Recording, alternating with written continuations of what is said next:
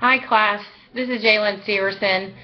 Just wanted to start by saying I'm sorry if you hear the lawnmowers outside my window. They go on for hours and hours today, so that little annoyance is in the background. Today I'm going to answer or try to explain how business communications affect business outcomes. Communication has 4 categories that affect business communications, and they are verbal, which is sounds, words, language, speaking.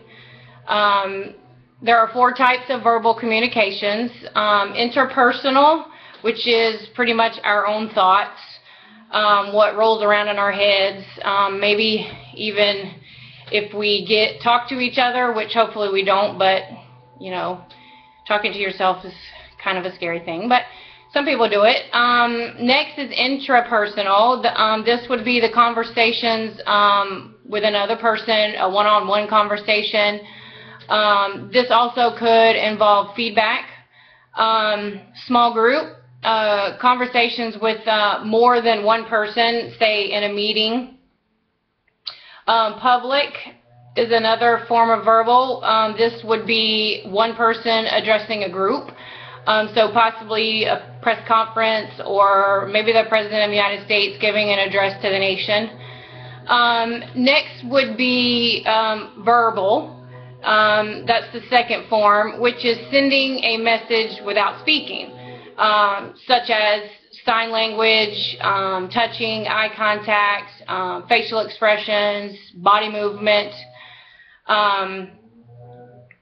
When my niece was born, she was born with on the spectrum of autism. So when she was up to about 4.5 years old, we could only speak to her via sign language. It was a very interesting an interesting way to communicate with her. It wasn't until she hit over 5 years old that she was able to actually talk back. So I found that I used a lot of nonverbal communication in her first 4 or 5 years of life. We still actually use that nonverbal communications, so I think that's pretty cool. Next would be, here comes the blowers, I'm sorry. Next would be written. That would be in the form of letters, memos, emails, reports, even text messages. Written gives the person the opportunity to edit the message before sending it out. We've all been in that situation where we wish we had edited something before sending it out. Anger probably is the worst. I mean, I have a husband. I definitely know there has been many times that I wish that I hadn't sent out a message before editing it, just because of anger or frustration. And then just something to think about with text messages. Just remember that when your text is in all caps, that means you're shouting. So it could have a negative consequence. Even if you're not intending to shout, the receiver on the other end could possibly think that you're trying to be ugly or shout at them. So I guess shouting could be good or bad. And then the last is visual. This would be a visual display of information, things your eyes see, like if you go to a play or you watch a movie. This also could be symbols, such as like emojicons, which I love those little things on text messages. Old school was you do the little keyboard with the little semicolon, the dash, and the part of the bracket. But now all the cute little emojicons are out there. It's a way to communicate without the receiver without having to type or say any words. You can just pick the emotion that you're feeling. So I think I use that quite a bit. And then just wanted to kind of finish up with communication affects businesses in all the ways that I just described. But poor communication causes low efficiency, low employee morale, and decreased innovation.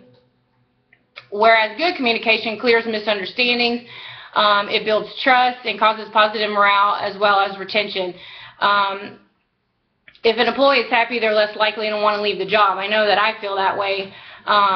So I think that it's very important to have good communication so that the business will thrive. Some other important issues that could affect the business outcome would be a noise level.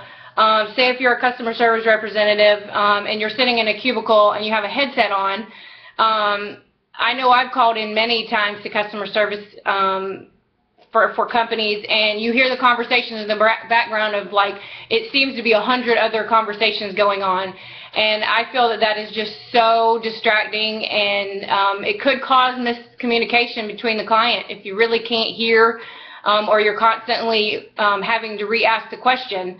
I think that that's very important. And I also think organization is another important issue. You know, they must be organized with the information that's conveyed to whomever it's going to. It only results in confidence from the employees and the company. So I would send minutes to a meeting or something like that if you're the speaker, maybe to avoid the misrepresentation or misunderstanding. And then control the amount of information given so that you don't cause overload. You know, too much information sometimes would be bad, and you know, people just tend to, you know, space out after probably 20 minutes. So if you could try to limit it and be organized, I think that that would help as well. Also, watch your language. Speak professionally. Watch the volume and the tone of your voice. Employees or clients could be turned off by the volume that you speak. I know that I back away from people at times when they're really loud. I have sensitive ears and I do not like loud noises. So if someone in the room is talking very loud, I tend to walk away or try to move away from that person. I don't mean to be rude or disrespectful. It's just the way that I like to hear. I like quiet and low tones of voice. And then don't make assumptions. Always ask for clarity if you're not sure. It never hurts to ask, to double check and make sure that what you just heard is what you heard, and you didn't, you know, you don't have a misinterpretation or miscommunication. And then give plenty of time for deadlines if you're the supervisor or you know, whatever. Rushing to meet those deadlines for employees can cause anxiety, and it could cause less effective presentations or whatever the deadline would be, the outcome. And then the last would be organizational structure. I think that it's very important to pass the vision of the company to all the employees. People want to feel a part of something. If they have the vision of where the company is going, I think that it allows that person to feel comfortable in their position and be excited about the company they work for, and be excited about new things that are coming. And I think allowing for free-flowing information and transparency between the supervisors and the employees and the company is also very important. You know, if the company is hiding stuff, or the company is not, you know, showing annual reports, or, you know, that kind of thing, it can lead to an uneasy feeling as an employee, and or as a client if you feel, you know, information is being hidden or you know, kept away from you. So I guess that's my my interpretation of the business outcomes, communications for the business outcome. I hope that you, I didn't speak too fast, and I hope that you gained a little bit of knowledge. Thanks for your time.